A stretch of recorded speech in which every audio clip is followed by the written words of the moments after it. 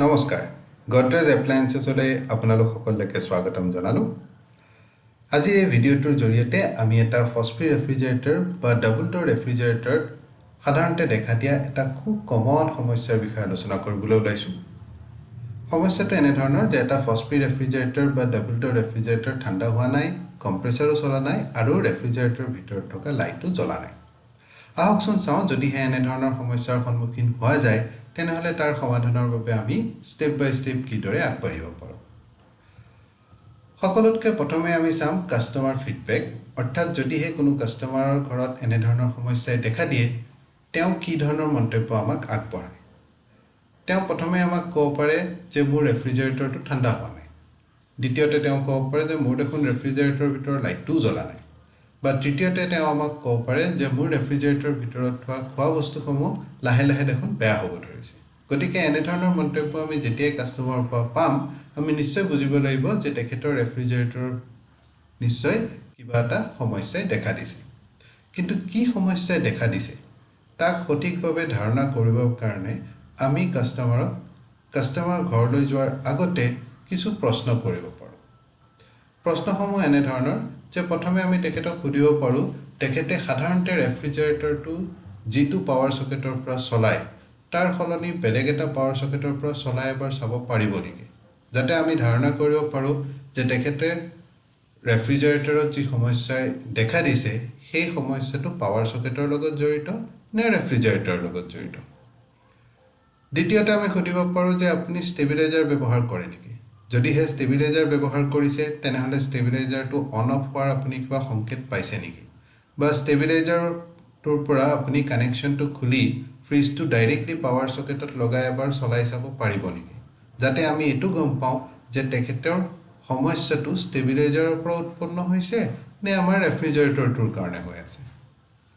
তৃতীয়তে আমি তেখেতক সুধিব পাৰোঁ যে তেখেতৰ ৰেফ্ৰিজাৰেটৰ ফ্ৰিজাৰ ছেকশ্যনত হাত দিলে তেখেতে অলপ ঠাণ্ডা অনুভৱ কৰিছে নেকি যাৰ পৰা আমি আইডিয়া কৰিব পাৰিম যে তেখেতৰ কম্প্ৰেছৰটো ৰানিং কণ্ডিশ্যনত আছে নেকি ইয়াৰ পিছত আমি কাস্টমাৰক সুধিব পাৰোঁ যে আপুনি যদি ডোৰখন খুলি আঙুলিৰে ডোৰ ছুইচটো হেঁচি ধৰে বা এৰি দিয়ে তেতিয়া আপোনাৰ ৰেফ্ৰিজাৰেটৰৰ ভিতৰত থকা লাইটটো অন অফ হোৱা কিবা দেখিবলৈ পাইছে নেকি ইয়াৰ পৰা আমি আইডিয়া কৰিব পাৰিম যে তেখেতৰ ৰেফ্ৰিজাৰেটৰটোৱে ইলেক্ট্ৰিকৰ পাৱাৰ ইনপুটটো পাইছে নে নাই পোৱা ইয়াৰ বাহিৰে আমি কাস্টমাৰক সুধিব পাৰোঁ যে তেখেতে মেচিনটো চলা আমাৰ যেনেকৈ কম্প্ৰেছৰ চলিলে এটা সাউণ্ড হয় এটা শব্দ হয় তেনেধৰণৰ কিবা শব্দ শুনিবলৈ পাইছে নেকি বা কিবা ইলেক্ট্ৰিকেল স্পাৰ্কিঙৰ শব্দ শুনিব পাইছে নেকি ইয়াৰ পৰা আমি এটা ধাৰণা কৰিব পাৰিম যে ক'ৰবাত শ্বৰ্ট চাৰ্কিট বা লুজ কানেকশ্যন হৈ আছে নেকি গতিকে ইত্যাদি ধৰণৰ প্ৰশ্নসমূহ আমি কাস্টমাৰক সুধি তেওঁৰ উত্তৰৰ ভিত্তিত এটা মোটামুটি ধাৰণা কৰিব পাৰিম যে কি প্ৰব্লেম হ'ব পাৰে আৰু সেই প্ৰব্লেম অনুসৰি যি দৰকাৰী স্পেয়াৰ পাৰ্ট হ'ব পাৰে সেই স্পেয়াৰ পাৰ্ট আমি আগতীয়াকৈ কাস্টমাৰ ঘৰলৈ যাওঁতে লৈ যাব পাৰিম ইয়াৰ পিছত আহিলোঁ ডট মেট্ৰিক্স অৰ্থাৎ কি ডিফেক্টৰ বাবে এনে ধৰণৰ সমস্যাৰ সৃষ্টি হ'ব পাৰে নম্বৰ 1তে হ'ল নো ছাপ্লাই পাৱাৰ সকেট নিশ্চয় যদি পাৱাৰ সকেটত কিবা অসুবিধা হয় যদি আমাৰ ৰেফ্ৰিজাৰেটৰটোৱে প্ৰপাৰ পাৱাৰ ইনপুট নাপায় ডেফিনেটলি আমাৰ ৰেফ্ৰিজাৰেটৰটো নচলিব দ্বিতীয়তে হ'ব পাৰে যে ষ্টেবিলাইজাৰ বা ফিউজ কিবা বেয়া হ'ব পাৰে পাৱাৰ কৰ্ড বেয়া হ'ব পাৰে মেইন পিচিবি ডিফেক্টিভ থাকিব পাৰে যদিহে আমাৰ ইলেক্ট্ৰনিক মডেল হয় বা থাৰ্মেল ফিউজো বেয়া হ'ব পাৰে যদিহে আমাৰ মেকানিকেল মডেল হয় গতিকে এই ডিফেক্টসমূহ যাৰ কাৰণে আমাৰ এনেধৰণৰ সমস্যাৰ সৃষ্টি হ'ব পাৰে ইয়াৰ পিছত আহিলে পচিবিলিটি অফ ফেইলৰ আমি যিসমূহ ডিফেক্টৰ বিষয়ে আলোচনা কৰিলোঁ সেই ডিফেক্টসমূহক আমি ইলেক্ট্ৰনিক মেকানিকেল বা ইত্যাদি ধৰণে ভগাব পাৰোঁ যেনে আমাৰ পাৱাৰ সকেট বা পাৱাৰ কৰ্ডৰ লগত জড়িত ডিফেক্টসমূহ আমি ইলেক্ট্ৰিকেলৰ ভিতৰত ৰাখিব পাৰোঁ মেইন পিচিবিৰ লগত জড়িত ডিফেক্টসমূহ আমি ইলেক্ট্ৰনিকৰ লগত ৰাখিব পাৰোঁ থাৰ্মেল ফিউজৰ লগত জড়িত ডিফেক্টসমূহ আমি মেকানিকেলত ৰাখিব পাৰোঁ যিহেতু থাৰ্মেল ফিউজটো বেছি গৰম হ'লে ছিঙি যায় সেইবাবে আমি তাক মেকানিকেলৰ ভিতৰত ৰাখিব পাৰোঁ ইত্যাদি আমি বেলেগ বেলেগ ধৰণে ডিফেক্টসমূহক বিভক্ত কৰি ল'ব পাৰোঁ ইয়াৰ পিছত আহিল প্যাৰামিটাৰ টু বি চেকড অৰ্থাৎ যদিহে আমাৰ এনেধৰণৰ সমস্যাৰ সৃষ্টি হয় যে এটা ডাবল ডোৰ ৰেফ্ৰিজাৰেটৰ ঠাণ্ডা হোৱা নাই, কম্প্ৰেছাৰো চলা নাই, লাইটো জ্বলা নাই, তেনে ক্ষেত্ৰত ষ্টেপ বাই ষ্টেপ এটাৰ পিছত এটাকৈ কি পেৰামিটাৰ আমি পৰীক্ষা কৰিব পাৰোঁ আৰু সমাধানৰ দিশে আগবাঢ়িব পাৰোঁ। নম্বৰ 1তে আমি চাব পাৰোঁ পাৱাৰ চকেট, তাৰপিছতে আমি চাব পাৰোঁ ষ্টেবিলাইজাৰ, তাৰপিছত আমি চাব পাৰোঁ পাৱাৰ কৰ্ড, তাৰপিছত চাব পাৰোঁ আমি মেইন ফিউজ, তাৰপিছত আমি পৰীক্ষা কৰিব পাৰোঁ থাৰ্মেল ফিউজ মেকানিকেল মডেলৰ ক্ষেত্ৰত, আৰু ইলেক্ট্ৰনিক মডেল যদি হয় তেনে ক্ষেত্ৰত আমি PCB পৰীক্ষা কৰিব পাৰোঁ। গতিকে আমি ষ্টেপ বাই ষ্টেপ এটাৰ পিছত এটাকৈ এই ডিফেক্টসমূহ এটা এটাকৈ পৰীক্ষা কৰি যাম আৰু সমাধানৰ দিশে আগবাঢ়িবলৈ চেষ্টা কৰিম। গতিকে আমি আৰম্ভ কৰোঁ প্ৰথম ডিফেক্টটোৰ পৰা, পাৱাৰ চকেট। এতিয়া পাৱাৰ চকেট বুলি কোৱাৰ লগে লগে আমি সকলোৱে জানো যে আমি যেতিয়া ৰেফ্ৰিজাৰেটৰ এটা ইনষ্টল কৰোঁ তেতিয়া পাৱাৰ চকেটটো সদায় এটা ষ্টেণ্ডাৰ্ড পাৱাৰ চকেট হ'ব লাগে। এতিয়া ষ্টেণ্ডাৰ্ড পাৱাৰ চকেট বুলি কোৱাৰ লগে লগে পাৱাৰ চকেটটোৰ লগত আমাৰ এটা ফিউজ লাগিব, এটা ছুইচ লাগিব, এটা ইণ্ডিকেটৰ লাগিব, আৰু ফেজটো সদায় পাৱাৰ চকেটটোৰ ৰাইট হেণ্ড ছাইডে আহিব লাগিব, আৰু ফেজ সদায় ছুইচৰ থ্ৰুৰে আহিব লাগিব। অৰ্থাৎ আমি যদি ছুইচ অন কৰোঁ তেতিয়া ফেজ পাব লাগিব, আৰু যদি ছুইচ অফ কৰোঁ তেনে ক্ষেত্ৰত ফেজ আহিব নালাগে। লগতে আটাইতকৈ গুৰুত্বপূৰ্ণ কথাটো হৈছে যে পাৱাৰ চকেটটোত আমাৰ আৰ্থিং প্ৰপাৰ হ'ব লাগিব। গতিকে প্ৰপাৰ আৰ্থিং বুলি ক'লে আমি কিদৰে পৰীক্ষা কৰিব পাৰোঁ আহকচোন চাওঁ।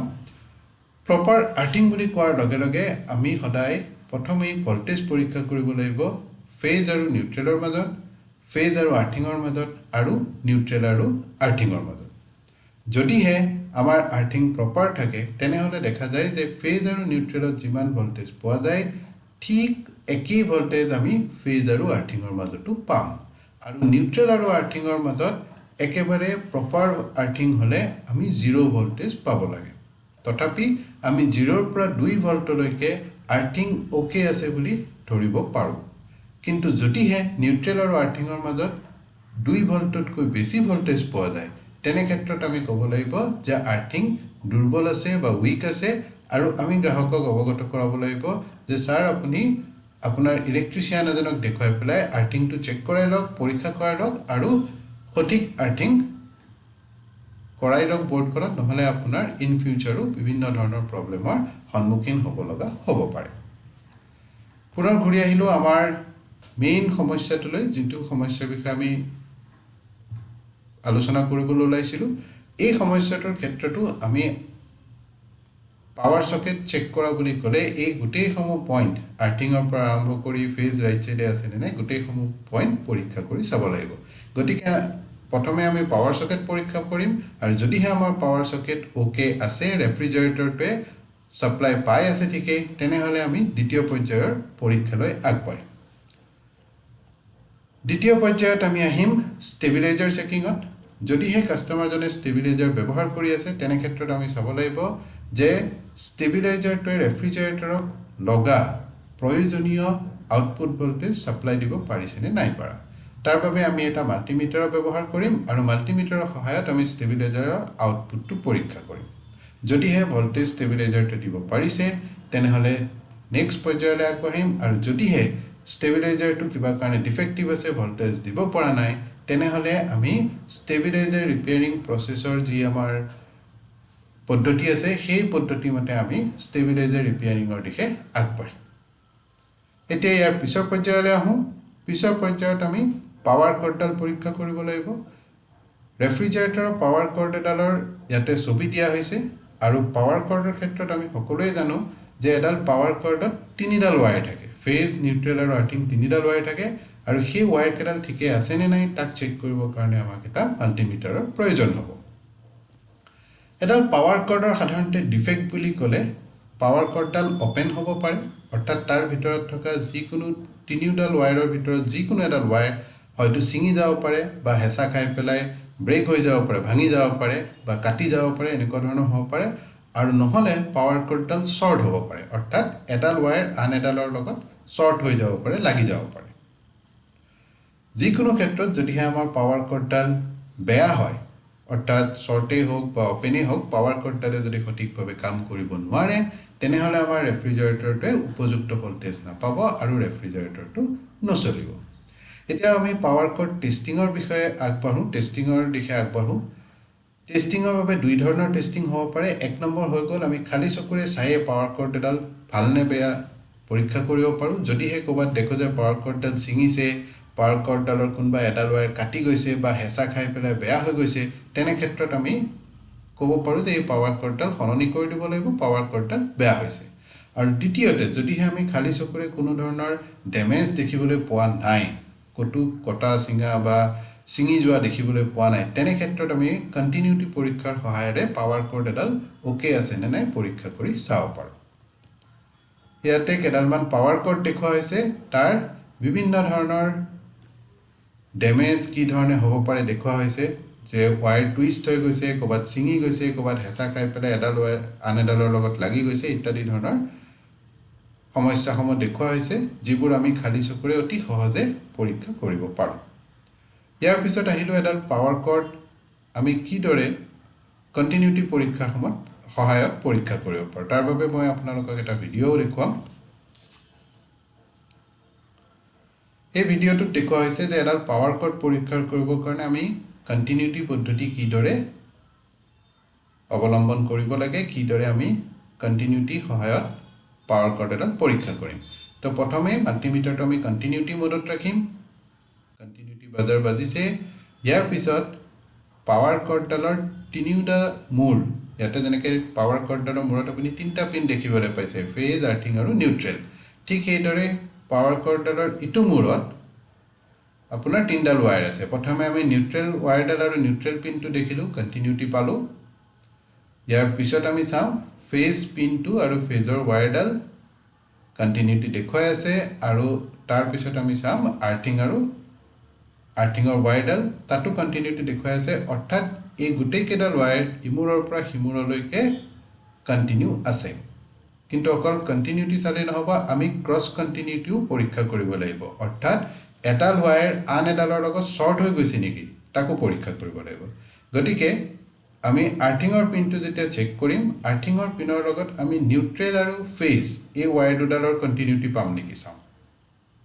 যদিহে পাৱাৰ কৰ্ডডাল ওকে থাকে কোনো শ্বৰ্টেজ নাই তেনেহ'লে আমি নিউট্ৰেল আৰু ফেজৰ লগত আৰ্থিঙৰ কণ্টিনিউটি পাব নালাগে ঠিক সেইদৰে আমি ফেজৰ পিনটো চাইছোঁ নিউট্ৰেলৰ ৱায়াৰডালৰ লগত আৰু লগতে আৰ্থিঙৰ ৱায়াৰডালৰ লগত কোনো ধৰণৰ কণ্টিনিউটি আমি পোৱা নাই ঠিক সেইদৰে নিউট্ৰেলৰ পিনটো চাইছোঁ আমি ফেজৰ ৱায়াৰডালৰ লগত আৰু আৰ্থিঙৰ ৱায়াৰডালৰ লগত ইয়াতো ক'তো একো কণ্টিনিউটি দেখুওৱা নাই অৰ্থাৎ এই পাৱাৰ কৰ্ডডাল কণ্টিনিউটি আৰু ক্ৰছ কণ্টিনিউটি দুয়োটা পৰীক্ষা মতে ওকে আছে গতিকে এই পাৱাৰ কৰ্ডডাল আমি ব্যৱহাৰ কৰিব পাৰোঁ ইয়াৰ পিছত আহিলোঁ thermal fuse checking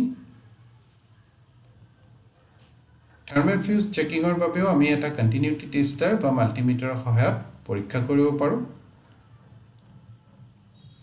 thermal fuse সাধাৰণতে আমাৰ সকলো ধৰণৰ ফ্ৰষ্ট-ফ্ৰী ৰেফ্ৰিজাৰেটৰতে ব্যৱহাৰ কৰা হয় দুই ধৰণৰ আইটেম কোড ইয়াতে দিয়া হৈছে এবিধ থাৰ্মেল ফিউজ বাইমেটেলৰ লগত আহে যিটো আমাৰ মেকানিকেল মডেলসমূহত ব্যৱহাৰ কৰা হয় আৰু এবিধ থাৰ্মেল ফিউজ আমাৰ সেন্সৰৰ লগত আহে যিটো আমাৰ ইলেক্ট্ৰনিক মডেলসমূহত ব্যৱহাৰ কৰা হয় পুৰণা মডেলসমূহত থাৰ্মেল ফিউজ আৰু বাইমেটেল বা থাৰ্মেল ফিউজ আৰু সেন্সৰ বেলেগ বেলেগ কানেক্টৰৰ সৈতে আহিছিলে কিন্তু বৰ্তমান নতুন ৰেফ্ৰিজাৰেটৰবিলাকত আপুনি একেটা কানেক্টৰতে থাৰ্মেল ফিউজ আৰু বাইমেটেল বা থাৰ্মেল ফিউজ আৰু সেন্সৰ দেখিবলৈ পাব ইয়াতে ফটোখনত থাৰ্মেল ফিউজৰ এখন ফটো দেখুওৱা হৈছে ইয়াতে ভালকৈ মন কৰিলে আপুনি দেখিব যে থাৰ্মেল ফিউজটো এটা প্লাষ্টিকৰ পাউচৰ ভিতৰত প্লাষ্টিকৰ পেকেটৰ ভিতৰত ভৰোৱা থাকে আৰু এইদৰেই আমি মেচিনত কানেক্টটো কৰিব লাগে ইয়াৰ পিছত যদি আমি থাৰ্মেল ফিউজৰ ডিফেক্টৰ কথা কওঁ সাধাৰণতে ইয়াতে দুই ধৰণৰ ডিফেক্ট দেখা পোৱা যায় এক ধৰণৰ হৈছে যে কণ্টিনিউটি অপেন অৰ্থাৎ থাৰ্মেল ফিউজটো উৰি গৈছে থাৰ্মেল ফিউজটো কাট হৈ গৈছে আৰু দ্বিতীয়তে হ'ব পাৰে যে থাৰ্মেল ফিউজৰ যি আমি প্লাষ্টিকৰ পাউচটো দেখিছিলোঁ তাৰ ভিতৰত পানী জমা হৈছে যদি এনেধৰণৰ কোনো ডিফেক্ট হয় তেনেহ'লে কি চিমটম দেখা দিয়ে নম্বৰ 1ত হ'ব পাৰে যে যদিহে আমাৰ মেকানিকেল মডেল হয় য'ত থাৰ্মেল ফিউজটো গোটেই ৰেফ্ৰিজাৰেটৰৰ ইলেক্ট্ৰিকেল চাৰ্কিটটোৰ লগত কানেক্ট হৈ থাকে আৰম্ভণিতে গতিকে থাৰ্মেল ফিউজটো উৰি গ'লে আমাৰ গোটেই ৰেফ্ৰিজাৰেটৰটো ডেড কণ্ডিশ্যনত থাকিব কোনো লাইট নজ্বলে ফেন নচলে কম্প্ৰেছৰো নচলে সম্পূৰ্ণ ডেড কণ্ডিশ্যনত দেখা যায় দ্বিতীয়তে যদি হে ইলেক্ট্ৰনিক মডেল হয় য'ত থাৰ্মেল ফিউজটো আমাৰ অকল ডিফ্ৰষ্ট চাইকেলৰ লগত সিৰিজত কানেক্ট হৈ থাকে গতিকে থাৰ্মেল ফিউজটো যদি কিবা কাৰণে উৰি যায় বা কাট হয় তেতিয়া আমাৰ ৰেফ্ৰিজাৰেটৰটো চলিব কিন্তু ডিফ্ৰষ্ট নোহোৱাৰ বাবে এক্সেসিভ আইচ ফৰ্মেশ্যন দেখা যাব পাৰে যিদৰে আমি কাষৰ চিত্ৰখনত দেখুৱাইছোঁ ইয়াৰ পিছত আহিলে থাৰ্মেল ফিউজৰ পজিশ্যন যদি আমি ওয়াইৰিং ডায়াগ্ৰামত চাওঁ ইয়াতে টেম্পাৰেচাৰ ফিউজ বা থাৰ্মেল ফিউজ দেখুওৱা হৈছে থাৰ্মেল ফিউজৰ ফটো এখন দেখুওৱা হৈছে একেটা কানেক্টৰতে মোলেক্সৰ এটা কানেক্টৰত বাইমেটেল আৰু থাৰ্মেল ফিউজ একেলগে কানেক্ট হৈ আছে আৰু তাৰ পিছত আমাৰ ফ্ৰিজাৰ সেকশনত থাৰ্মেল ফিউজ কোড উপলব্ধ হয় হেতু দেখুওৱা হৈছে ইয়াৰ পিছত আহিলো থাৰ্মেল ফিউজ চেকিংৰ বাবে আমি এটা মাল্টিমিটাৰ ব্যৱহাৰ কৰিম থাৰ্মেল ফিউজ সাধাৰণতে যেতিয়া ওকে কণ্ডিশ্যনত থাকে ই কন্টিনিউটি দেখুৱাব গতিকে আমি মিটাৰটো কন্টিনিউটি মোডত ৰাখিম কন্টিনিউটি মোডত ৰাখিলো বাজাৰ য'ত বাজে তাতে সিলেক্ট কৰিলো আৰু ক্লেম্প মিটাৰৰ বা মাল্টিমিটাৰৰ প্ৰপ দুডাল থাৰ্মেল ফিউজৰ দুটা এণ্ডত লগাই দিলো যদি হে বাজাৰ বাজে তাৰ মানে আমাৰ থাৰ্মেল ফিউজটো ওকে আছে আৰু কিবা কাৰণে যদি বাজাৰ নাবাজে তেনেহলে আমি এটো ক'ব পাৰো যে থাৰ্মেল ফিউজটো উৰি গৈছে বা বেয়া হৈছে আৰু যিকোনো ক্ষেত্ৰত যদি থাৰ্মেল ফিউজ উৰি যায় বা কাট হয় তেনে ক্ষেত্ৰত আমি সদায় থাৰ্মেল ফিউজ সলনি কৰিব লাগিব এটা ভিডিও দেখুওৱা হৈছে থাৰ্মেল ফিউজৰ টেষ্টিং থাৰ্মেল ফিউজৰ টেষ্টিং ভিডিওটোৰ ক্ষেত্ৰত মই আপোনালোকক জনাব বিচাৰিম যে থাৰ্মেল ফিউজ আসলতে এটা সেফটি ডিভাইস হয় যি আমাৰ ফস্ফি ৰেফ্ৰিজাৰেটৰ বা ডাবল ডৰত ব্যৱহাৰ কৰা হয় যেতিয়া ডাবল ডৰ ৰেফ্ৰিজাৰেটৰ এটা ডিফ্ৰষ্ট মোডত যায় তেতিয়া থাৰ্মেল ফিউজৰ লগত থকা বাইমেটেল বা সেন্সৰটোৱে ডিফ্ৰষ্ট মোডৰ পৰা হিটাৰটোৰ সাপ্লাই কাট কৰি নৰ্মেল কুলিং মোডলৈ লৈ আহে যেতিয়া আমাৰ ডিফ্ৰষ্ট সম্পূৰ্ণ হয় কিন্তু কিবা কাৰণে যদি বাইমেটেল বা ফিউজ সেন্সৰটো বেয়া হয় তেনে ক্ষেত্ৰত হিটাৰ কন্টিনিউয়াছলি অন হৈ থাকিব আৰু এটা সময়ত 68 ডিগ্ৰী আৰু 72 ডিগ্ৰী যেতিয়া গৈ পাব তেতিয়া আমাৰ থাৰ্মেল ফিউজটো কাট হৈ পেলে ৰেফ্ৰিজাৰেটৰটো জ্বলাৰ পৰা ৰক্ষা কৰে এতে ভিডিওটো দেখুওৱা হৈছে যে 36.8 ডিগ্ৰী সেলসিয়াস অৰ্থাৎ ৰুম টেম্পাৰেচাৰত আমি কন্টিনিউটি চেকিং কৰিছো আৰু চাওক ইয়াতে কন্টিনিউটি আমি পাইছো অৰ্থাৎ এই থাৰ্মেল ফিউজটো ওকে আছে যদি আমি এই থাৰ্মেল ফিউজটোৰ টেম্পাৰেচাৰ কিবা কৰি বঢ়াবলৈ চেষ্টা কৰো আৰু যেতিয়া এই 68 ডিগ্ৰী পৰা 72 ডিগ্ৰী ভিতৰলৈকে যাব তেতিয়া এই থাৰ্মেল ফিউজটো কাট হৈ যাব আৰু তেনে ক্ষেত্ৰত আমি থাৰ্মেল ফিউজটো সলনি কৰিব লাগিব খালি এটা কথা মই আপোনালোকক জনাব বিচাৰিম যে থাৰ্মেল ফিউজ সলনি কৰিলে সদায় মনত ৰাখিব থাৰ্মেল ফিউজ কাট হৈছে মানে নিশ্চয় আপোনাৰ বাইমেটেল বা সেন্সৰে কাম কৰা নাই অৰ্থাৎ বাইমেটেল বা সেন্সৰ বেয়া হৈছে আৰু হেতু কাৰণেহে থাৰ্মেল ফিউজলৈকে গৈ পেলাই কাট হ'ব লগা কন্ডিশন আহিছে গতিকে থাৰ্মেল ফিউজ সলনি কৰোতে সদায় লগত বাইমেটেল বা সেন্সৰ আমি সলনি কৰিব লাগে নতুন মডেলসমূহত চিন্তাৰ কাৰণ বিশেষ নাই কিয়নো থাৰ্মেল ফিউজ সলনি কৰিলে একেটা কানেক্টৰতে আমাৰ বাইমেটেল বা সেন্সৰ লাগিয়ে থাকে গতিকে আপোনাৰ সেন্সৰ বা বাইমেটেল একেলগে সলনি হ'ব ইয়াৰ পিছত এখন তালিকা দিয়া হৈছে য'ত থাৰ্মেল ফিউজৰ বিভিন্ন ধৰণৰ স্পেসিফিকেশন সমূহ লিখা আছে ইয়াতে 68.72 ডিগ্ৰী সেলসিয়াস ইয়াৰ যে কাট অফ টেম্পাৰেচাৰ হয় ব্লো অফ টেম্পাৰেচাৰ মানে হেতু কিমান টেম্পাৰেচাৰত গৈ কাট হৈ যাব হেতু দেখুওৱা হৈছে উৰি যাব হেতু ইয়াতে দেখুওৱা হৈছে তাৰ বাহিৰেও আপোনাক যদি যিকোনো তথ্যৰ দৰকাৰ হয় তেনেহলে আপুনি এই তালিকাখন ফলো কৰিব পাৰে এই তালিকাখন চাব পাৰে ইয়াৰ পিছৰ পৰ্যায়ত আহিলো ইলেক্ট্ৰনিক মডেল এতিয়ালৈকে আমি পাৱাৰ সকেট টেষ্টিং কৰিলো ষ্টেবিলাইজাৰ টেষ্টিংৰ বিষয়ে গম পালো পাৱাৰ কৰ্ড টেষ্টিং কৰিলো বাইমেটেল আমাৰ থাৰ্মেল ফিউজ পৰীক্ষাৰ বিষয়ে গম পালো এবাৰ আমি ইলেক্ট্ৰনিক মডেললৈ আগবাঢ়িলো ইলেক্ট্ৰনিক মডেলৰ ক্ষেত্ৰত আমি যিদৰে আগতে কৈছিলো যে ইলেক্ট্ৰনিক মডেলসমূহত পিসিবি ব্যৱহাৰ কৰা হয় আমাৰ ইলেক্ট্ৰনিক মডেল বিভিন্ন ধৰণৰ মডেলৰ ৰেফ্ৰিজাৰেটৰ আছে আৰু এই বিভিন্ন ধৰণৰ ৰেফ্ৰিজাৰেটৰ সমূহত বিভিন্ন মডেলৰ পিসিবি ব্যৱহাৰ কৰা হয় গতিকে আমি চাও যে এই পিসিবি সমূহ কি দৰে আমি চেক কৰিব পাৰো তাৰ বাবে আমাক কি দৰকাৰ হ'ব আমি কি চেক কৰিম পিসিবিত সদায় ঠিকে চলিছে নাই চেক কৰিবৰ বাবে আমি এসিডিসি আউটপুট ভোল্টেজ ক'ৰবাত হয়তো এচি ভোল্টেজ পাম, ক'ৰবাত হয়তো ডিচি ভোল্টেজ পাম, সেই চেক কৰিব লাগিব আৰু তাৰ বাবে আমাক এটা মাল্টিমিটাৰৰ প্ৰয়োজন হ'ব। আমি প্ৰথম পৰ্যায়ৰ পিচিবি চেকিঙৰ ফালে যাওঁ, যিটোক আমি স্পিন বেচিক পিচিবি বুলি কওঁ। যেদৰে মই প্ৰথমে কৈছিলোঁ আমাৰ বিভিন্ন ধৰণৰ পিচিবি আছে, একেবাৰে বেচিক পৰ্যায়ৰ পিচিবিটো আমি স্পিন বেচিক পিচিবি বুলি কওঁ। ফটোত আপোনাৰ স্পিন বেচিক পিচিবি এটা দেখুওৱা হৈছে, আইটেম কোডো দিয়া হৈছে ইয়াতে আপুনি এটা নব দেখিবলৈ পাব। এই নবটো দি আমি সেট টেম্পাৰেচাৰ কম বেছি কৰিব পাৰোঁ। এই নবটো দি টেম্পাৰেচাৰ মিনিমাম মেক্সিমাম কৰিব পাৰোঁ। যেদৰে আমি মেকানিক্যাল মডেলত থাৰ্মোষ্টেটৰ সহায়ত কৰোঁ, ঠিক সেইদৰে এই নবটোৰ সহায়ত ইয়াতে কৰিব পাৰোঁ। লগতে ইয়াতে ভাৰ্জনো দিয়া হৈছে যে ভাৰ্জন V1.4.3, যোনটো আমাৰ লেটেষ্ট ভাৰ্জন হয় স্পিন বেচিক মডেলৰ কাৰণে। বিভিন্ন ধৰণৰ সমস্যাৰ পৰা হাত সাৰিবৰ কাৰণে, বিভিন্ন ধৰণৰ ফিল্ডৰ পৰা অহা বিভিন্ন ধৰণৰ সমস্যাৰ ৰিপৰ্টেড যিবোৰ সমস্যাসমূহ ৰিপৰ্ট কৰা হয়, সেইসমূহ ঠিক কৰিবৰ কাৰণে বিভিন্ন সময়ত আমাৰ বিভিন্ন ছফ্টৱেৰ, বিভিন্ন ভাৰ্জনৰ পিচিবি ওলায়। আৰু সদায় আপোনালোকে মনত ৰাখিব যাতে আপোনালোকে যেতিয়া পিচিবি ব্যৱহাৰ কৰে, সদায় যাতে লেটেষ্ট ভাৰ্জনৰ পিচিবিহে ব্যৱহাৰ কৰে। গতিকে স্পিন বেচিকৰ ক্ষেত্ৰত মনত ৰাখিব আমাৰ ভাৰ্জন 1.4.3 বৰ্তমান লেটেষ্ট ভাৰ্জন হিচাপে চলি আছে। ইয়াৰ পিছৰ পৰ্যায়ত আহিলোঁ আমাৰ spin top PCB. Spin top পিচিবিত আপুনি দেখিব ই স্পিন বেচিকতকৈ সামান্যভাৱে পৃথক। যেনে স্পিন বেচিকত আমি এটা নব দেখিছিলোঁ টেম্পাৰেচাৰ কম বেছি কৰিবৰ কাৰণে, ইয়াতে তেনে কোনো নব নাই, তাৰ সলনি ইয়াতে এটা চিলেকশ্যন ছুইচ আছে আৰু সন্মুখৰ ফালে কিছুমান LED দিয়া আছে, যি ইণ্ডিকেট কৰে যে আমি টেম্পাৰেচাৰ লেভেল কিমানত ছেট কৰি ৰাখিছোঁ। তাৰ বাহিৰে ইয়াতে এটা কিছুমান প্ৰগ্ৰেম পিনছ আছে, বাজাৰ এটা আছে, ইয়াতে এটা 6 পিন কানেক্টৰ আছে, 4 পিন কানেক্টৰ আছে, এফালে এটা 8 পিন কানেক্টৰ আছে। লগতে ইয়াতে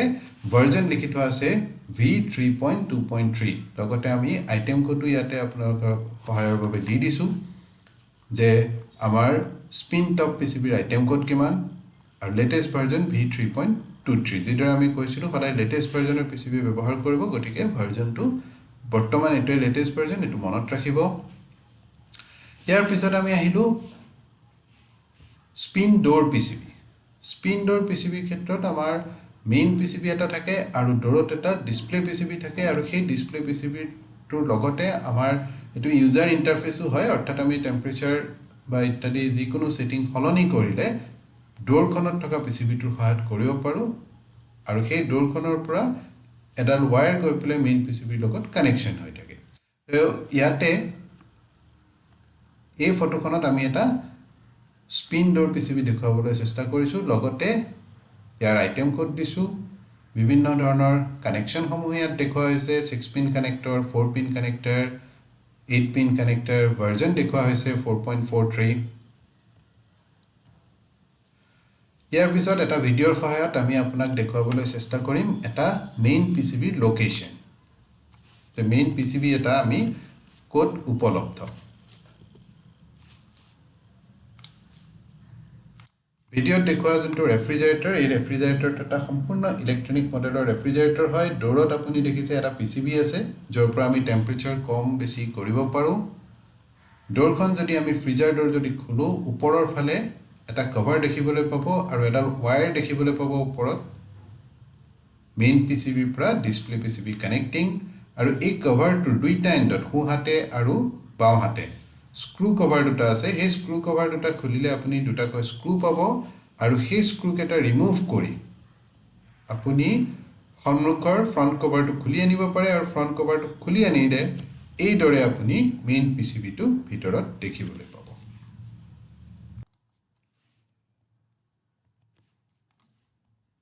ইয়াৰ পিছত আমি আহিলোঁ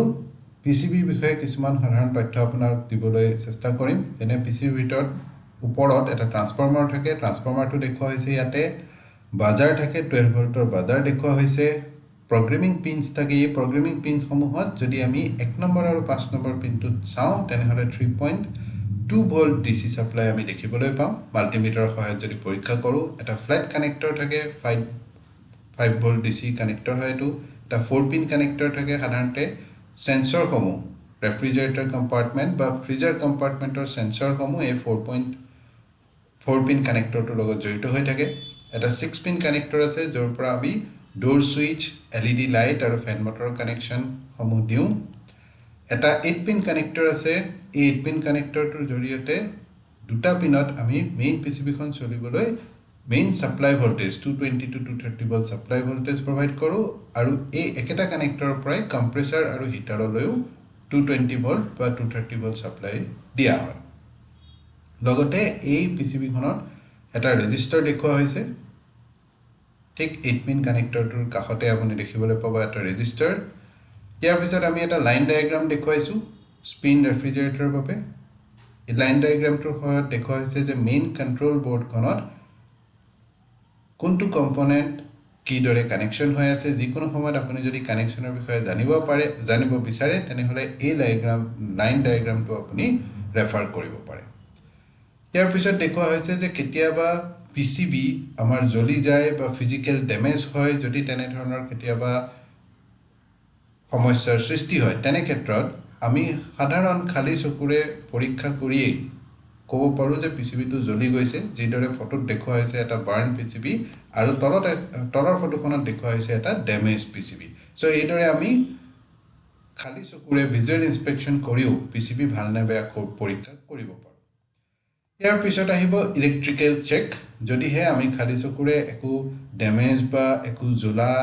তেনেকে ধৰণৰ বাৰ্ন মাৰ্ক একো নেদেখো তেতিয়া আমি ইলেক্ট্ৰিক্যালি পৰীক্ষা কৰিব লাগিব যে পিসিবি এটা ওকে আছে নে নাই যাৰ বাবে আমি আউটপুট এসি বা ডিসি ভোল্টেজ সমূহ পৰীক্ষা কৰিব লাগিব আৰু তাৰ কাৰণে আমাক এটা মাল্টিমিটাৰৰ প্ৰয়োজন হ'ব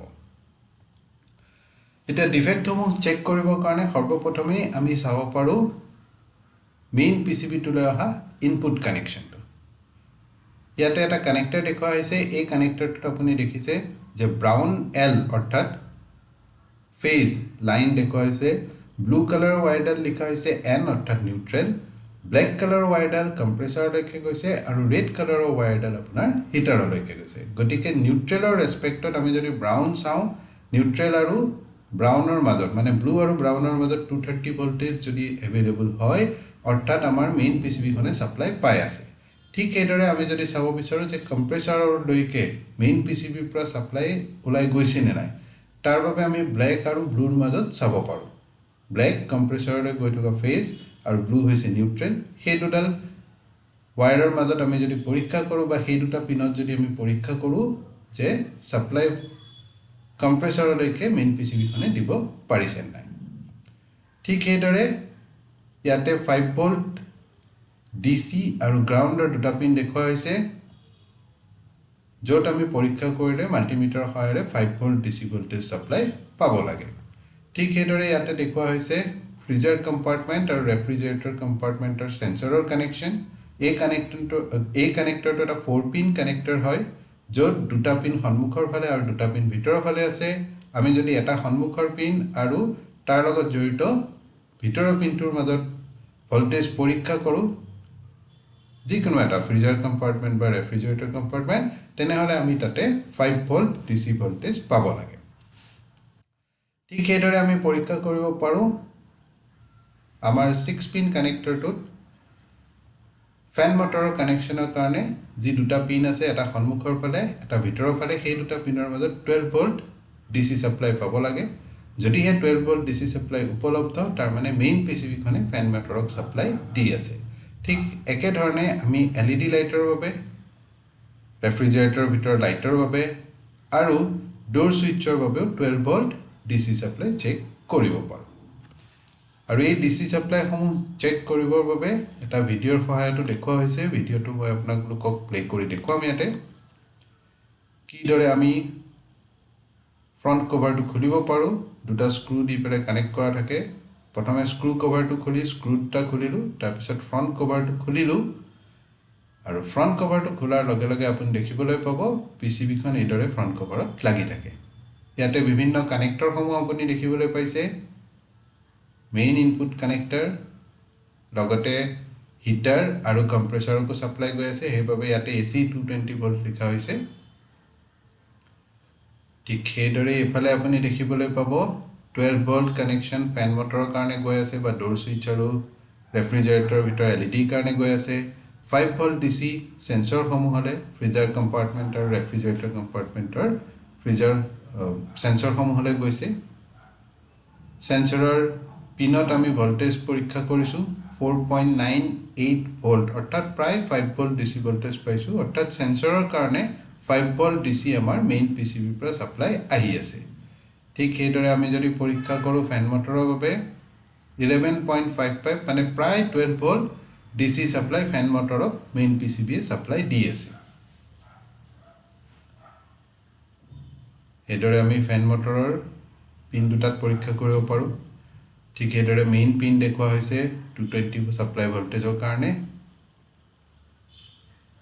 ডিসপ্লে কাৰণে কানেকশন দেখুৱা হৈছে সেন্সৰৰ কাৰণে কানেকশন দেখুৱা হৈছে গতিকে এই পিন সমূহত আমি যেদৰে আলোচনা কৰিলো সেইদৰে এই পিন সমূহত আমি বিভিন্ন ভোল্টেজ পৰীক্ষা কৰি এটা মেইন পিসিবিয়ে ঠিকে কাম কৰিব পাৰিছে নাই হেতু পৰীক্ষা কৰিব পাৰো লগতে আপোনালোকক জনাই দিম যে আমাৰ সেন্সৰ যি ফ্ৰিজাৰ কম্পাৰ্টমেন্ট আৰু ৰেফ্ৰিজাৰেটৰ কম্পাৰ্টমেন্টত ব্যৱহাৰ কৰা হয় সেই সেন্সৰ সমূহৰ 25 ডিগ্ৰী সেলসিয়াছত অৰ্থাৎ ৰুম টেম্পাৰেচাৰত 5 কিলো ওহমছৰ ৰেজিস্ট্যান্স দেখুৱাব আৰু যেহেতু এই সেন্সৰ দুইটা এনটিসি সেন্সৰ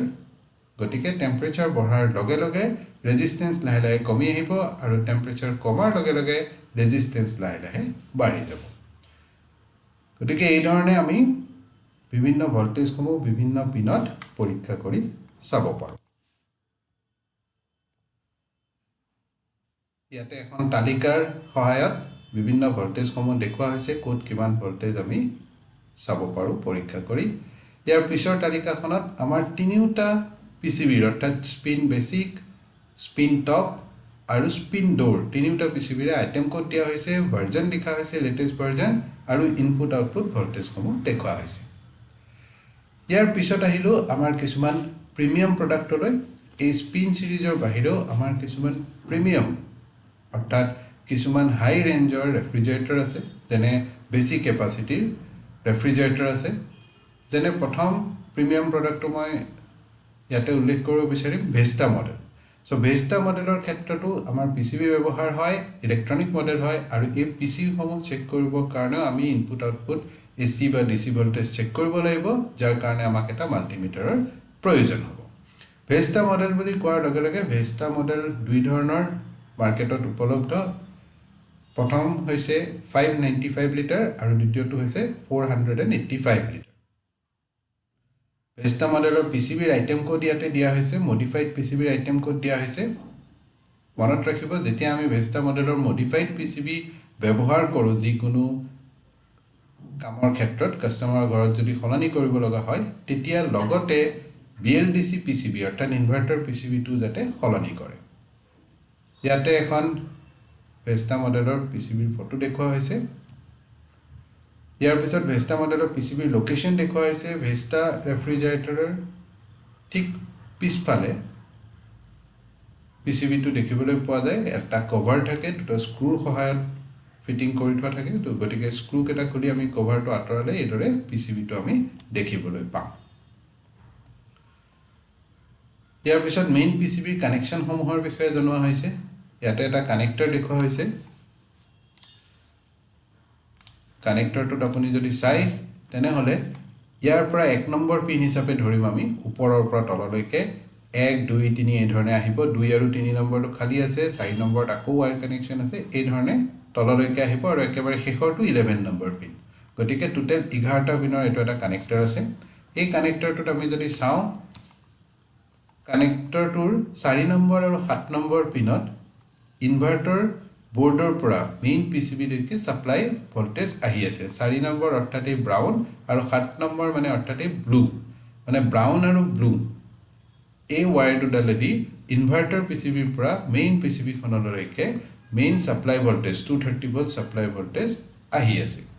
ঠিক সেইদৰে 5 নম্বৰ আৰু 8 নম্বৰ পিনটোত 5 নম্বৰ আৰু 8 নম্বৰ পিনটোত হিটাৰৰ কানেকশন আছে 1 নম্বৰ আৰু 9 নম্বৰ পিনটোত আমাৰ ফ্যানখনৰ কানেকশন আছে আৰু 11 নম্বৰ পিনটো আৰ্থিংৰ বাবে ব্যৱহাৰ কৰা হৈছে ইয়াৰ পিছৰ কানেক্টৰটো যদি আমি পৰীক্ষা কৰো তাতে আমি দেখিম যে ৰেফ্ৰিজাৰেটৰৰ ভিতৰৰ LED কানেকশ্যন দিয়া হৈছে 3 নম্বৰ আৰু 4 নম্বৰ পিনত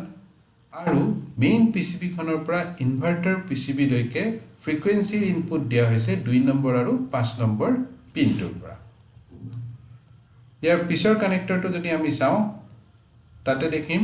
দুডাল ওয়্যাৰ দেখিবলৈ পাইছে আপুনি দুটা পিন আছে 1 আৰু 2 আৰু এই ওয়্যাৰ দুডাল ডোৰ সুইচৰ লগত কানেকশ্যন দিয়া হৈছে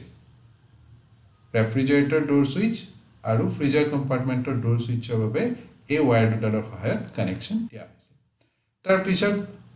কানেক্টৰটোলৈ আহিলো ইয়াতে আপুনি দেখিবলৈ পাব পিন নম্বৰ 3 আৰু 4 ৰেফ্ৰিজাৰেটৰ সেন্সৰ কানেকশ্যন দিয়া হৈছে আৰু পিন নম্বৰ 5 আৰু 6 ত ফ্ৰিজাৰ সেন্সৰৰ কম্পাৰ্টমেণ্টৰ সেন্সৰৰ কানেকশ্যন দিয়া হৈছে তাৰ পিছৰ পিনটো যদি চাওঁ তাতে আপুনি তিনডাল ওয়্যাৰ দেখিবলৈ পাব মানে তাতে তিনটা পিন আছে 1 2 3 আৰু এই পিন কেটা ডিসপ্লে পিসিবি খনৰ লগত কানেকশ্যন কৰা হৈছে গতিকে এইদৰে আমি ভেস্টা পিসিবিৰ বিভিন্ন কানেকশ্যন সমূহ দেখিবলৈ পাইছো এতিয়া মেইন পিসিবি খনৰ কানেকশ্যন সমূহ পৰীক্ষা কৰা বুলি ক'লে এটা এটাকৈ আমি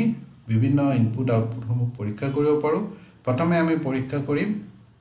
পাৱাৰ ইনপুট যে মেইন পিসিবি খনে পাৱাৰ ইনপুট পাইছে নে নাই তাৰ কাৰণে ওয়্যাৰিং ডায়াগ্ৰামত দেখুৱা হৈছে কানেক্টৰটো যে কোনটো কানেক্টৰত মেইন পাৱাৰ ইনপুট আহিব আৰু পিন নম্বৰ 4 আৰু 7 ত আহিব ব্ৰাউন আৰু ব্লু ওয়্যাৰৰ মাজত যদি হে ইয়াতে আমি 230 ভোল্ট ইনপুট পাই আছো মেইন পিসিবিৰ কাৰণে তাৰ মানে আমাৰ ইনভাৰ্টাৰ পিসিবি বা BLDC পিসিবি খনে ঠিকমতে কাম কৰি আছে আৰু যদি হে ইনপুট ইয়াতে নাপাও তেনেহলে নিশ্চয় আমাৰ BLDC পিসিবি বা ইনভাৰ্টাৰ পিসিবি খনৰ কিবা এটা প্ৰবলেম আছে ইয়াৰ বাহিৰেও আমি পৰীক্ষা কৰিব পাৰো যে মেইন পিসিবিৰ পৰা ইনভাৰ্টাৰ পিসিবি লৈকে ফ্ৰিকুৱেন্সি আউটপুট ঠিকে গৈছে নে নাই তাৰ বাবে কানেক্টৰ দেখুৱা হৈছে পিন নম্বৰ 2 আৰু 5 ৰ মাজত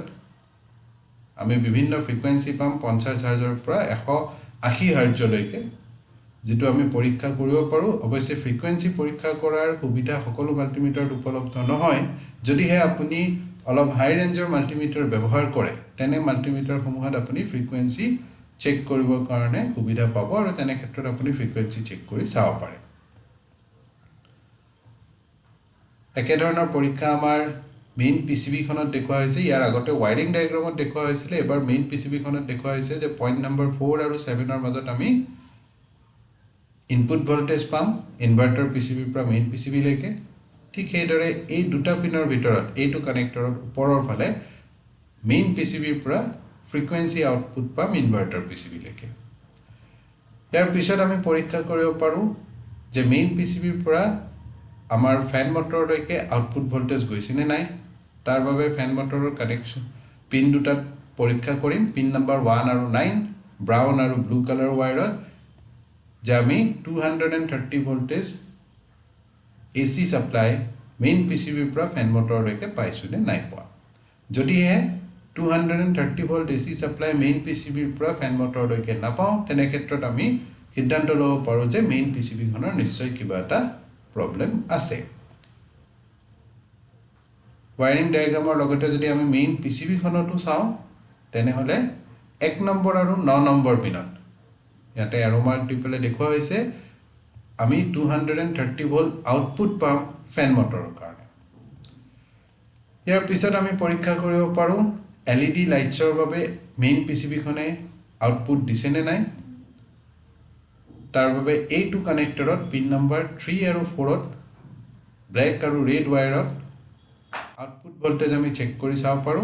12 ভোল্ট DC সাপ্লাই আমি পাব লাগে যদি হে 12 ভোল্ট DC সাপ্লাই ইয়াতে উপলব্ধ তাৰ মানে আমাৰ মেইন পিসিবি খনে LED লাইট কেটা লৈকে 12 ভোল্ট DC সাপ্লাই দিবলৈ সক্ষম হৈছে অৰ্থাৎ মেইন পিসিবি খনে ঠিকই কাম কৰি আছে এটা কথা ইয়াতে মনত ৰাখিব লাগিব যে আমাৰ ফ্ৰিজাৰ ডোৰ ৰেফ্ৰিজাৰেটৰ ডোৰৰ সুইচ আৰু LED লাইট প্যাৰালেলি কানেক্ট কৰি থোৱা আছে গতিকে আমি দুয়োখন ডোৰৰ যিকোনো এখন ডোৰ ওপেন কৰিলে গোটেইকেটা LED জ্বলি উঠিব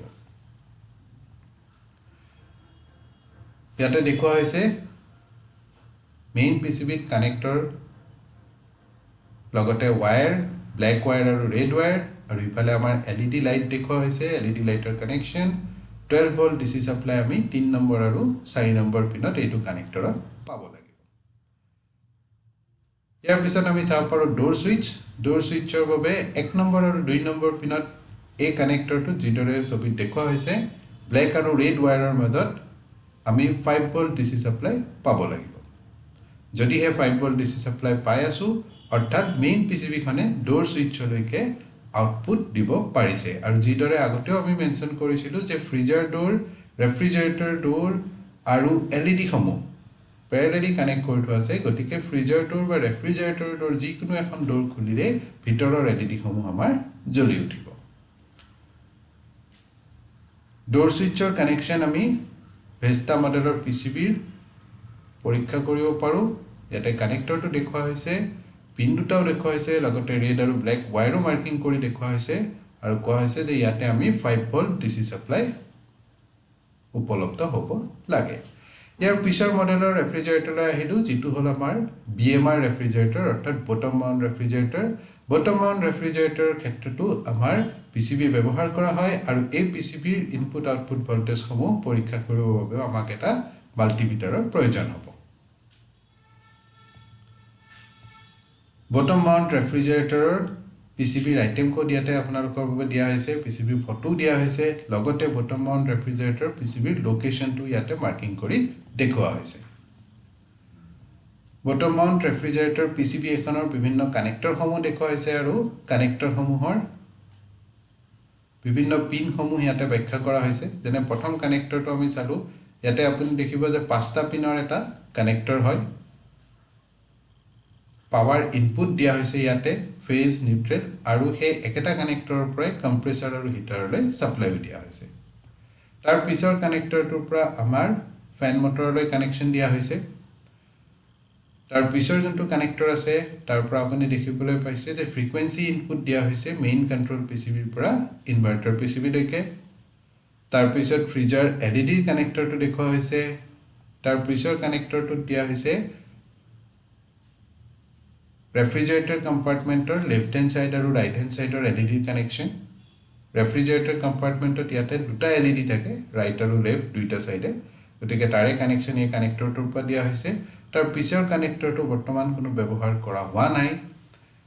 ইয়াৰ পিছত ডিসপ্লে কানেক্টৰ দেখুৱা হৈছে তাৰ পিছত ৰিড সুইচ অৰ্থাৎ ডোৰ সুইচৰ কানেকশন দেখুৱা হৈছে তাৰ পিছত সেন্সৰৰ কানেক্টৰ দেখুৱা হৈছে ফ্ৰিজাৰ সেন্সৰ আৰু ৰেফ্ৰিজাৰেটৰ সেন্সৰ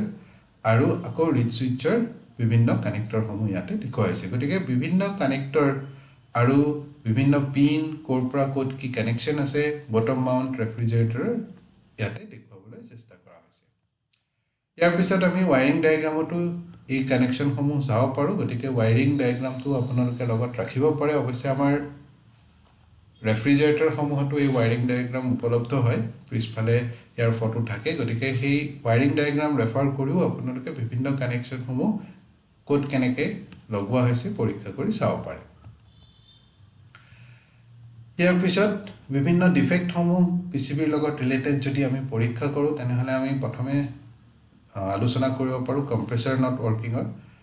যিদৰে আমি জানো যে কম্প্ৰেছৰ এটা চলিবৰ কাৰণে মেইন পিসিবিৰ পৰা সদায় এসি ভোল্টেজ সাপ্লাই যায় গতিকে আমি আমাৰ মাল্টিমিটাৰটো এসি ভোল্টেজ সেটিংত ৰাখিম আৰু পৰীক্ষা কৰিম যে মেইন কন্ট্ৰোল কাৰ্ডৰ পৰা কম্প্ৰেছৰলৈকে এসি ভোল্টেজ সাপ্লাই গৈছে নে নাই যোৱা ইয়াতে দেখুৱা হৈছে আমাৰ মেইন কন্ট্ৰোল কাৰ্ডৰ কানেক্টৰ যৰ পৰা কম্প্ৰেছৰৰ কানেকশন দিয়া আছে লগতে এই একেটা কানেক্টৰে আমাৰ কন্ট্ৰোল কাৰ্ডৰ ইনপুট হিচাপেও ব্যৱহাৰ কৰা হৈছে ইয়াত যদি আপুনি চাব বিচাৰে এই 5 পিনৰ কানেক্টৰটোত আপুনি চাব পিন নম্বৰ 5 সকলোতকৈ ওপৰৰ পিনটোত আমি ফেজ ইনপুট দিছো পিন নম্বৰ 1ত একেবাৰে তলৰটোত দিয়া হৈছে নিউট্ৰেল ইনপুট 2 নম্বৰ পিনটো খালি আছে 3 নম্বৰ পিনটোৰ পৰা আউটপুট ওলাই গৈছে কম্প্ৰেছৰলৈকে আৰু 4 নম্বৰ পিনটোৰ পৰা আউটপুট ওলাই গৈছে হিটাৰলৈকে গতিকে আমি যদি পৰীক্ষা কৰিব বিচাৰো তেনেহলে আমি মেইন কন্ট্ৰোল কাৰ্ডখনত পিন নম্বৰ 3 আৰু পিন নম্বৰ 1ৰ মাজত সাপ্লাই ভোল্টেজ চেক কৰিব পাৰো অৰ্থাৎ মেইন কন্ট্ৰোল কাৰ্ডখনে কম্প্ৰেছৰলৈ আউটপুট দিছে নে নাই দিয়া ঠিক একেদৰে আমি যদি মেইন কন্ট্ৰোল কাৰ্ডখনৰ পৰা বিভিন্ন ফ্ৰিকুৱেন্সি আউটপুট BLDC বা ইনভাৰ্টাৰ কাৰ্ডলৈ গৈছে নাই হেতু পৰীক্ষা কৰিব লাগে তেনেহলে পালস বুলি যোনটো কানেক্টৰ দেখুৱা হৈছে তাতে আমি পৰীক্ষা কৰিব পাৰো ফ্ৰিকুৱেন্সি এদৰে আমি এখন মেইন কন্ট্ৰোল কাৰ্ড পৰীক্ষা কৰি চাব পাৰো যে মেইন কন্ট্ৰোল কাৰ্ডখনে 230 ভোল্ট DC AC সাপ্লাই আমাৰ কম্প্ৰেসৰ কাৰ্ডলৈকে ইনভাৰ্টাৰ কাৰ্ডলৈকে দিছে নে নাই দিয়া ইয়াৰ পিছত আহিলো মাল্টিমিটাৰৰ সহায়ত কিদৰে 1 নম্বৰ আৰু 3 নম্বৰ পিনত আমি পৰীক্ষা কৰি চাব পাৰো তাকে দেখুৱা হৈছে 230 ভোল্ট AC সাপ্লাই কম্প্ৰেসৰ কাৰণে মেইন কন্ট্ৰোল কাৰ্ডখনৰ পৰা ওলাব লাগে ইয়াৰ পিছত আহিলো দ্বিতীয়টো ডিফেক্ট যে লাইট জ্বলা নাই লাইট নট গ্লোইং অৰ্থাৎ ৰেফ্ৰিজাৰেটৰৰ ভিতৰৰ LED সমূহ জ্বলা নাই তাৰ বাবে মেইন কন্ট্ৰোল কাৰ্ডখনে LED সমূহলৈ সাপ্লাই ভোল্টেজ দিব পাৰিছে নাই তাক আমি পৰীক্ষা কৰিব লাগিব আৰু তাক পৰীক্ষা কৰিবৰ কাৰণে মাল্টিমিটাৰটোক আমি এবাৰ DC ভোল্টেজত ৰাখিম DC ভোল্টেজত ৰাখি পেলাই আমি পৰীক্ষা কৰিম প্ৰথমে ফ্ৰিজাৰ LED কানেকশনটো চাম এই কানেক্টৰটোত আমি চাম পিন নম্বৰ 1 আৰু 2 ৰ মাজত 12 ভোল্ট DC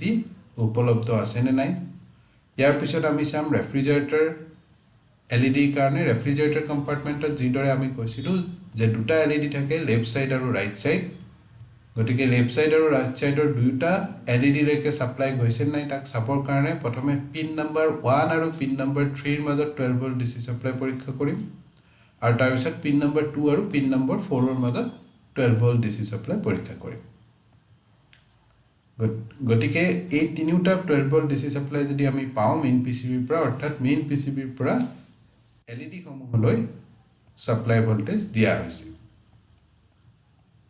ইয়াতে দেখুৱা হৈছে প্ৰথমে দেখুৱা হৈছে ফ্ৰিজাৰ LED লৈ পিন নম্বৰ 1 আৰু 2 ৰ মাজত 12 ভোল্ট DC সাপ্লাই ইয়াৰ পিছত দেখুৱা হৈছে ৰেফ্ৰিজাৰেটৰৰ এটা সাইডৰ LED লৈ 1 আৰু 3 12 ভোল্ট আৰু তাৰ পিছত 2 আৰু 4 ৰ মাজত 12 ভোল্ট আৰু একেবাৰে শেষত এখন স্পেসিফিকেশন চাৰ্ট দিয়া হৈছে যিখন চাৰ্টত আমাৰ PCBৰ আইটেম কোড দিয়া হৈছে ভাৰ্জন লিখা হৈছে লেটেস্ট ভাৰ্জন আৰু ইনপুট আৰু আউটপুট ভোল্টেজ সমূহ দেখুৱা হৈছে গতিকে এইদৰে আমাৰ যি সমস্যা আছিল যে এটা ডাবল ডোৰ ৰেফ্ৰিজাৰেটৰ ঠাণ্ডা হোৱা নাই কম্প্ৰেসৰ চলা নাই ৰেফ্ৰিজাৰেটৰ ভিতৰ